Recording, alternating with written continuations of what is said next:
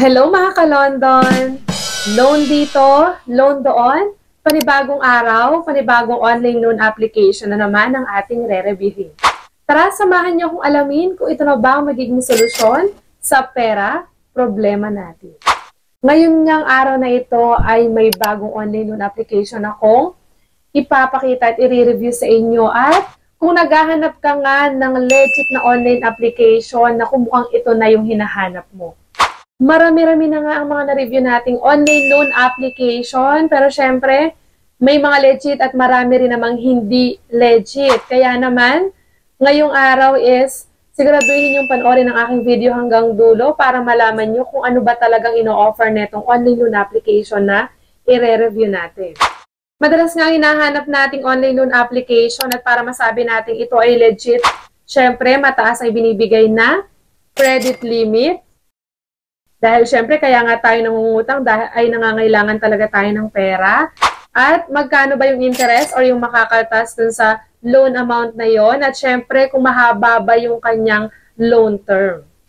And yung mga hinahanap nga natin na yan ay mukhang nandito na sa online loan application na to. Pero syempre, bago tayo pumunta sa pagre-review niyan is, kung gusto mong manalo ng instant pa-GCash giveaway, i-like na ang ating video at mag-comment sa comment section. Dahil dyan ako pipili ng maswerteng mananalo para sa ating pa-GCash giveaway. At sa darating nga na December ay magkakaroon pa tayo ng Panoche Buena package. Tignan mo yan, nanonood ka lang, nagkakaroon ka na ng idea sa mga online loan application, may chance ka pang manalo ng pa-GCash giveaway at Panoche Buena package. At ngayon nga ay isa na namang maswerte ang makakatanggap ng ating pa-GCash giveaway at siya ay walang iba kundi si... At bumalik na nga tayo sa i-review natin. Alam ko excited na kayo dahil excited ko nang ibahagi sa inyo itong online loan application na mataas ang ibinibigay na credit limit para sa first-time user. Mababa ang interest at ito pa, flexible ang kanyang repayment method. Dahil dito nga ay pwede kang mag-loan ng hanggang 100,000 pesos at ito nga ay may loan term na legit na ikaw ang pipili kung ano ba yung mas magaan sa'yo na payment or repayment method. Mula 1 month hanggang 6 months ay pwede mong bayaran ang iniloan mong amount. O diba, napakaganda ng ino-offer netong online loan application na ito. At ito ay walang iba kundi si Cashmart. And dito nga sa kanyang ad, sabi niya dito, loan na walang hassle, the new and improved Cashmart Philippines. At marami nga akong nakikita sa mga reviews at comments na legit daw talaga itong si Cashmart. Ang maganda pa dito kay Cashmart is available siya sa Google Play Store at sa App Store. And napaka-promising nga nung pinapangako neto ni Cashmart. Kaya excited na talaga akong ipakita ang review ko dito, kaya simulan na natin. So dito nga, pagka-download ko dito is may advisory siya na nakalagay dito na our office operates from Monday to Friday, 8 a.m. to 6 p.m. Kaya kung gusto mong mag-apply ng loan dito kay Cashmart, make sure na Monday to Friday lang dahil weekdays lang available ang kanilang office. At dito nga sa kanyang homepage nakalagay, "Hey Bes, welcome to the loan experience you deserve." Ito nga palang si Cashmart is SEC-registered din. So dito, maglalagin or magsa-sign up tayo pag wala pa tayong account. And then, ito yung lalabas dyan, flexible term you deserve. Easy access to loans from 3,000 up to 50,000. So pag pinaka-minimum na pwede natin i-loan dito is 3,000 pesos. And you can pay weekly, every 2 weeks or monthly. So ito nga yung sinasabi ko sa inyo, napaka-flexible ng kanyang repayment method. Instant fund you deserve, secured application you deserve, and friendly interest you deserve. So napakaganda naman talaga nitong online loan application. Ito kung totoo talaga itong mga sinasabi niya na to. So ibig sabihin, deserve na talaga natin itong online loan application na ito. And dito nga para makapag-sign in tayo is hindi mobile number ang ilalagay natin, kundi active na email address natin. And after natin mailagay yung ating active email address, next is mobile authentication naman or yung ating active phone number. So ilalagay lang natin yun and then confirm na natin. And yan, may ibibigay sa ating verification code dyan. And after nun, may nakalagay dito na employed and self-employed. And dito nga, kung mapapansin nga natin, may employed at self-employed. Kapag nilagay natin dito employed, ililink natin yung account natin sa SSS, sa GSIS, at sa Pag-ibig, yung mga online account natin. And kung meron ka nga ng mga online application ng GSIS, Pag-ibig, SSS, mas mabilis kang ma-approve dito kay CashSmart or mas madali kang makakapag-loan sa kanila. And after nyan is pwede ka nang mag-account setup. So dito nga, kailangan mo i-provide itong mga information na to, kagaya ng first name, tapos a middle name, and then last name. So kasama din dito yung gender, tapos yung ID na pwede dito sa ating online loan application na ito or yung government ID type, pipili ka lang dyan. Tapos, kailangan din yung SSS or GSIS number, tapos yung additional na contact number. Kasali rin dito yung birthday mo, yung civil status kung married or single. So, nandyan din pati yung address. So, fill up natin lahat yan.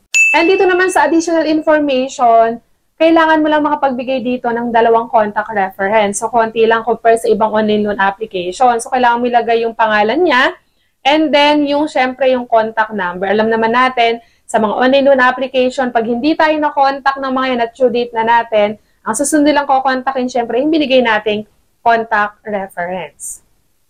And dito nga pala kay CashSmart, bank account ang kailangan mo dahil wala silang e-wallet. So, need mo talagang magkaroon ng bank account.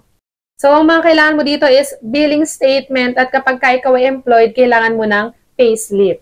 And yung mga list ng ID na pwede dito kay CashSmart, pwede ang passport, UMID, TIN, driver's license, PhilHealth, SSS, postal ID, PRC, voter's ID, passport, yung old version, at saka yung passport na new version. So, maraming mga ID ang pwede dito kay CashSmart. And after nun, eto na yung makikita natin, yung Get Loan, My Wallet, nakalagay doon. Tapos, ang susunod na nga dyan is, papipiliin na tayo kung magkano ba ang ilo-loan nating amount. And lalabas nga dito, how much do you need? So, dito nga is ikaw pipili kung magkano yung ilo-loan mo. At ikaw din ang maglalagay or pipili kung ano bang loan term ang gusto mo or yung repayment method na gusto mo. Kung weekly ba or monthly. Nandito nga, is tinry ko yung 5,000, tapos weekly siya na 3 terms. Ito lang yung babayaran mo dun sa 5,000 pesos. So, 3 beses ka magbabayad ng 1,778.67 pesos. And kapag ka naman by weekly, pero 2 terms lang, so magbabayad ka ng 2,612 pesos. And kapag ka naman by weekly, na once lang, so ito is 5,112 pesos. So, ang lumalabas dito, kung after a week is babayaran mo rin siya, 112 pesos lang yung magiging interest nung niloan mo na 5,000 pesos. Pero dito, hindi niya ipinakita kung magkano yung marireceive. So, makikita lang natin dito yung repayment amount. And kapag 4th term ang gusto mo or 4 na beses ka magbabayad, ito naman yung babayaran mo, 1,362 pesos. And kapag ka naman 9th term ang pinili mo, ang babayaran mo lang is 950 pesos. So, ganito ka-flexible ang repayment method nitong si CashSmart. And dito nga, hindi lang 5,000, pwede kang pumili ng amount na gusto mo. So, halimbawa, 10,000 naman yung pinili mo, tapos 3 terms siya, weekly, and then, ang babayaran mo lang is 3,557 per week kung 3 terms mo siya gustong bayaran. Pag 4 term naman, ang babayaran mo is 2,724. At ang ganda nga na ipinibigay sa atin na offer neto ni CashSmart, bukod sa mataas na credit limit para sa first-time user, mababa yung interest, at syempre, yung pinaka-importante, yung kanyang loan term na napaka-flexible. Pero syempre, hindi ko kayo hinihikayat na mag-loan. Ang purpose lang talaga ng ating review ay bigyan kayo ng idea kung magkano ba talaga ang pinapaloan netong online loan application na ito, kung gaano ba kataas ang interest, kung meron, at syempre, yung kanyang loan term. At syempre, paalala ko lang ulit sa inyo, kung gusto nyong manalo sa ating pa-GCash giveaway, huwag kalimutang i-like at mag-comment dito sa ating video para may chance kayong manalo. At dito na nga muna natatapos ang review natin ngayong araw. Hanggang sa muli mga ka-London! Bye-bye!